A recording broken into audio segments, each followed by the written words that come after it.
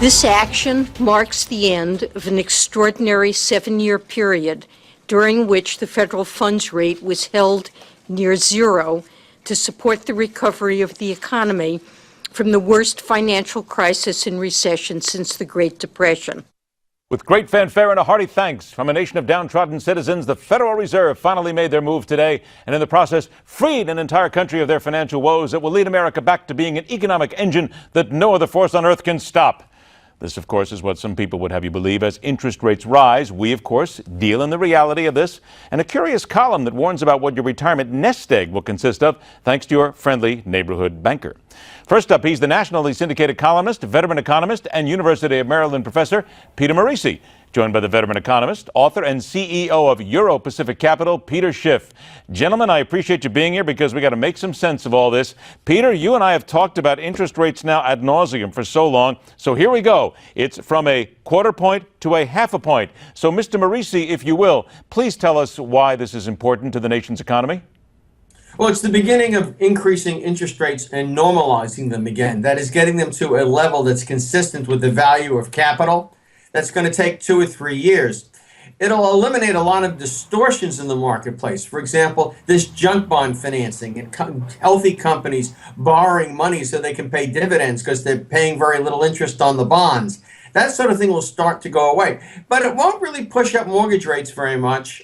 There's so much Chinese and European money coming in the country, it'll keep those fairly affordable. All right. Now, Mr. Schiff, let's come to you, because two things that I actually heard before this announcement were the words gradual and accommodative. And people were trying to figure out how many times they would be used in Janet Yellen's statement. Why are those two words important? Well, she's trying to reassure the markets not to anticipate much in the way of additional tightening. And in fact, I don't think this is the beginning of the hiking cycle. I think this is the end of it. See, normally when the Federal Reserve begins to raise interest rates, they do it early in the recovery, when the economy still has a lot of upward momentum. But the Fed has waited so long, this recovery is almost over. The next recession is about to begin. And I think there's a good chance that it's already here, or it will begin early in 2017. I think the only reason the Fed is raising rates is to try to show that they have confidence in the economy. But the reality is they have no confidence in the economy, and they're trying to cover up those fears with this symbolic rate hike. But they're going to have to figure out how to reverse course. I think, unfortunately, they're going to be doing QE4 next year. They're not going to be raising rates again. Mr. Morici, to you then. Oh, I don't think they're covering up fears. If there are dangers out there that they don't see, that is possible. And indeed, I think they're very late to the party. This interest rate increase should have been done last spring, last summer. I don't know how many times have we done the interest rate story. And now we've had a credit bubble in the junk bonds market. It's kind of late to unwind that, though.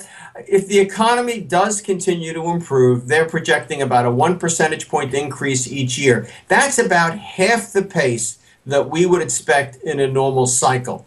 It remains to be seen whether the economy hits the skids next year. I will say this, if we have a recession, I sorely would like to see it on Mr. Obama's watch for all of the damage he has done to incentives to work and invest in the United States, so that it became a constructive issue in the campaign rather than being landed on the desk of the next man or woman. Peter Schiff, column in the USA Today this morning. Free money coming to an end. Damage has been done for retirees, saying that you will need $1 million to retire now, and you can blame the Fed. That is going to scare a tremendous amount of people.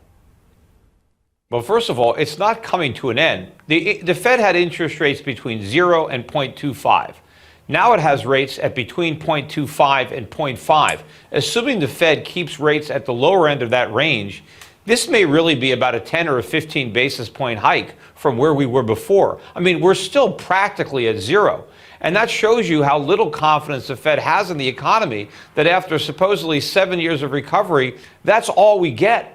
And again, I think we're going to go back to zero very quickly. In fact, they may bring rates negative. That's what might be in our future. Not only negative real rates, which we already have, because the rate of inflation is higher than the rate of interest, but we might actually have negative rates the way they have them now in parts of Europe. And again, I think they're going to do another round of quantitative easing. It's unfortunate.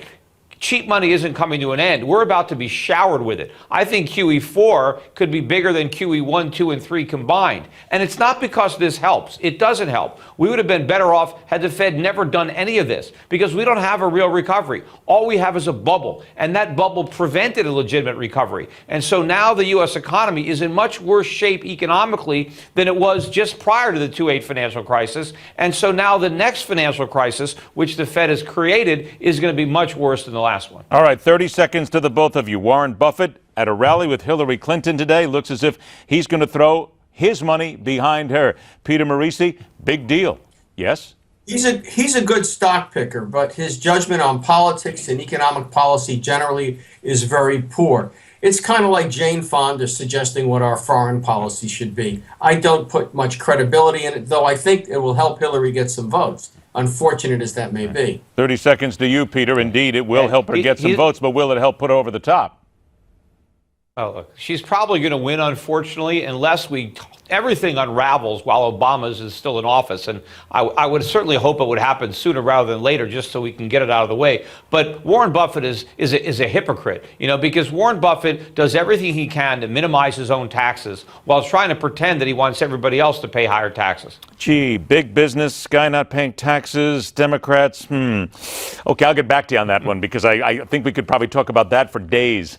Peter Morici, Peter Schiff, gentlemen, I want to thank you so much for your time. Please have a very happy holiday season and a happy new year. Hope to talk to you again real soon. Now, I would like you to take just a minute, wait for it, join me for a foray into the land of the galactically stupid, and perhaps the award winner for 2016, at least media version. That's coming up next and Telling It Like It Is, right here on The Hardline.